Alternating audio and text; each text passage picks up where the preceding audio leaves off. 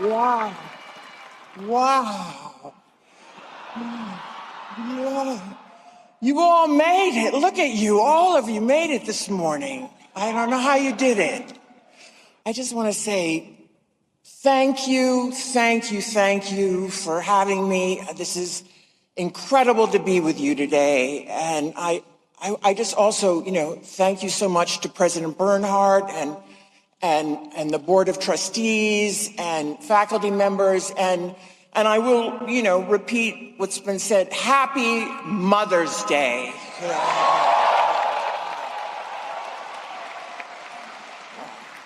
And those very proud moms out there. I don't know if any of you know this, so I'm going to tell you. See, I have always wanted to do this. And during COVID, I pitched myself for this job. And I even put myself on tape. I really did. And it's still on my Instagram. I did a speech in front of some scary looking dolls at my house. And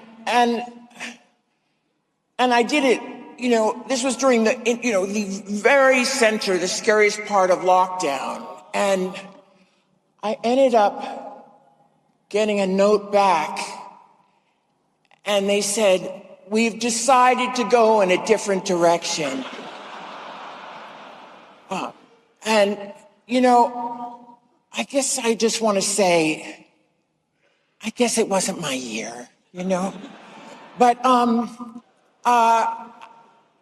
I want you all to know that I grew up just 40 miles down the road in Norwell, Massachusetts.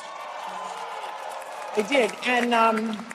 And if you had told the kids that I grew up with, that I would once, one day, I would have this opportunity like this, they would have laughed in your face. And I'm being honest, and to be fair, I kind of get it, because I was a very, very strange kid. And I guess you had to be there, but I was really kind of odd, and I promise you my parents will vouch for me. And to all the parents and caregivers in the audience that are worried about their kids succeeding, I just want to say, don't. And I say that because when I was in the first grade, the last day of school was called Field Day. And Field Day was a really big deal. It was when grades 1 through 6 competed all together at Osborne Elementary. And my teacher took our class out to the obstacle course. And before we ran it, she just wanted us to know what we had to do. And she walked us all through the pointing out everything. You have to go through the tires, you have to go under a log, you have to jump over this, you have to, swing on the ropes, and then you have this last sprint to the end. And that's when you finish, you cross the finish line. And when the gun went off, I ran like hell. I did, and I was running alongside Kathy Merritt, the fastest girl in school, and I crossed the finish line ahead of her, and I was so elated that I had won. And,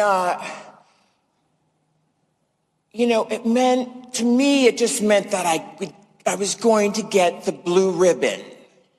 And then the teacher came up to me and told me that I didn't win the blue ribbon because I was disqualified. And it turns out I had skipped all of the obstacles. I just ran along the outside. And it was just incredibly traumatizing because, I don't even know if the whole school started to shame me about this. And, this was like 15 years ago, so it feels like yesterday. But, I carried a lot of shame with that obstacle course debacle. And it was mostly, it was my classmates. They teased me for so many years about it. And they had pretty thick, like, Boston accents, which made it sound so much meaner, Like they were saying stuff like, "Good going, Jennifer, you friggin' idiot." And "Who taught you directions? Amelia Earhart?" And, "Jennifer, the clams in my chowder are smarter than you." "Go Sox!"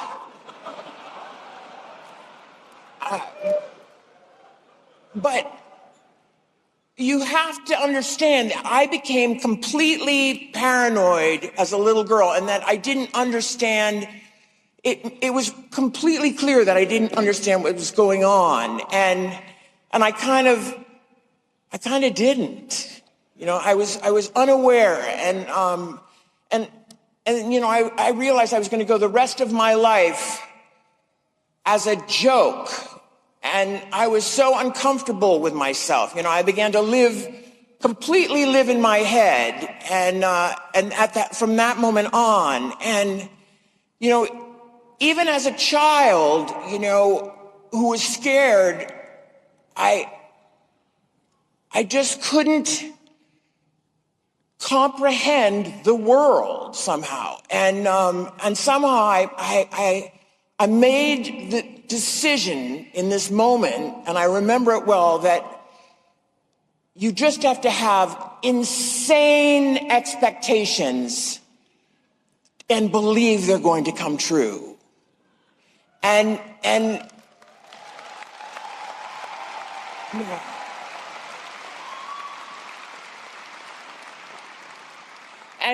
my mother had a magazine in the living room, and it had Grace Kelly on the cover, and inside there was a full photo spread of her, her lavish royal wedding, and a story about how she became the Queen of Monaco. And it was all in this moment that I realized that I wanted to be Queen of Monaco. And I genuinely, I'm not kidding, I convinced myself that I had a chance at it. And I almost hypnotized myself into an impossible life. I planted the seed, something, so far beyond that, something realistic, in my brain. And I expected something great would really happen to me. And in retrospect, it was the one and only thing I really had going for me. And, I had this thing inside of me telling me that I could achieve anything in this world, and there was just nothing to back it up, and I'm really talking, like, severe depression aside, my fantasies somehow they sort of gained momentum, and I sort of started to power my reality somehow. And you can always probably relate to really wanting something. I bet everyone in this room really wants something. And maybe it's a writer here. You want to be a famous writer, or just a decent writer, or a great director, or an actress who gets a job or two, whatever you want. But it's all okay. It's all totally okay. But when you find the thing that you want to do, I really want to highly recommend, just frigging go for it.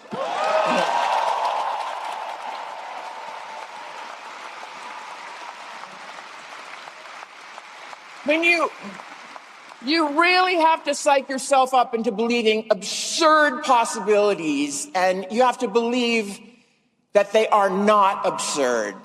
And, because, there's nothing foolish or accidental, there's nothing foolish, there's nothing accidental, about expecting, the seemingly,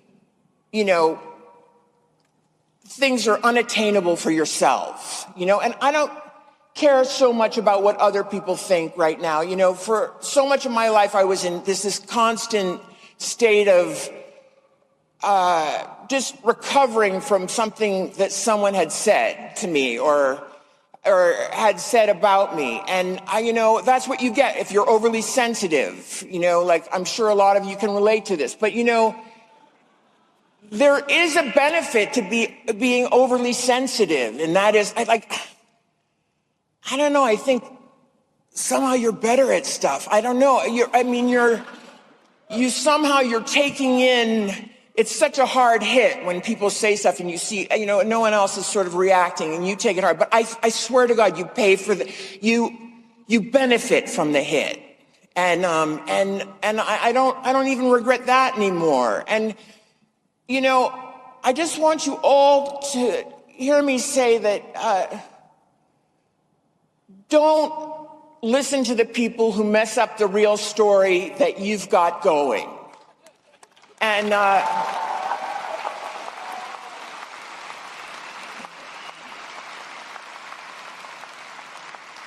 because Emerson has ignited these seemingly unattainable possibilities for you that now can be your reality. And it is your ability to convince yourself you really can make it, because you really have to be your own champion. And so this is my advice. And that really was my advice, the main part of my advice. But I do have one last little confession to make. And that was that, the story I told you about the obstacle course, it was just a metaphor. No, I'm joking. No. Wait, but before you turn to me, I want you to know, it really did happen.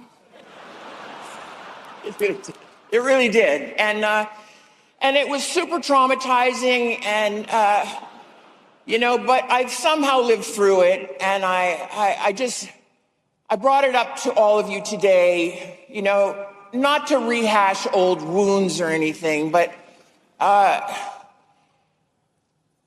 rather so I could tell you that, it really doesn't matter what anyone thinks or says. When it comes to the obstacle course of your life, you have to find your own path, and you can't perfectly plan it out from the beginning. And part of directing your life is just letting it unfold, so let it.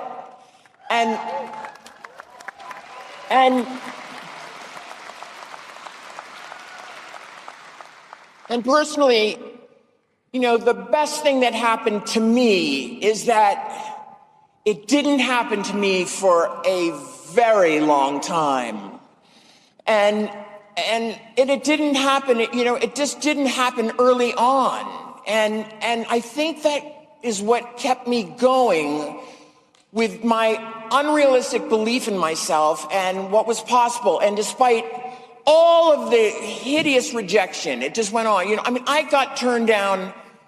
Like, I would go in for an audition where my only line was to get in an elevator and just saying, "Going up." And they didn't want me, But yeah, it's the incredible belief in yourself. And, it's even easy, rejection, I say, take the rejection, you can handle it. But you know, and it looks like it's easy for me to say that now, but it was really hard. I have to say it was. And it still is hard. It really is. I mean, like I told you before, it took me, 2 tries to even get this gig, and that's okay.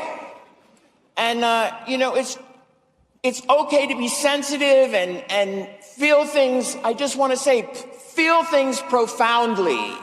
And you're so young,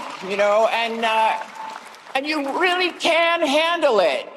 And I promise you. And I mean, you may be leaving Emerson, but you are not leaving one another. And I know we're living in very scary times, and I just want to say, hold on to each other. And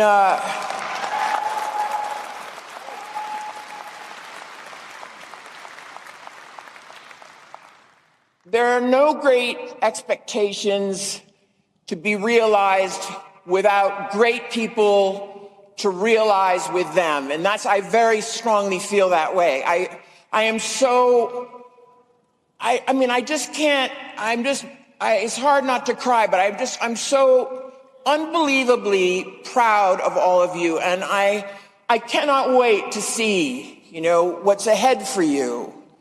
And lastly, I just want to say, you have my permission to relax for a while now because you've earned it. And yeah. And so what I'm saying is, give yourself the weekend or, maybe the summer until Labor Day. I mean, Labor Day, it's, basically Thanksgiving. And then after that, it's practically the holidays. So, you might wait till the new year to really, lock in.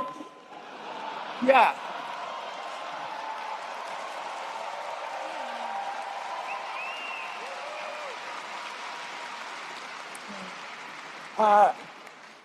The pure wins in life really call for celebration, and this today for all of you is a pure win. And I want to encourage you to stand up for what you believe in and for what Emerson stands for. And now I really just want to say to the great class of 2025, congratulations. And as Elle Woods, my co-partner in crime, would say, we did it.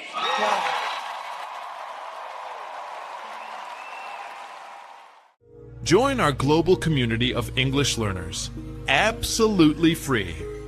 Download video transcripts, listen offline, start our beginner course, and join live classes with certified teachers. Access over 1,000 resources to improve your English faster. Everything's in one place. community.englishspeeches.ca. Let's speak English together.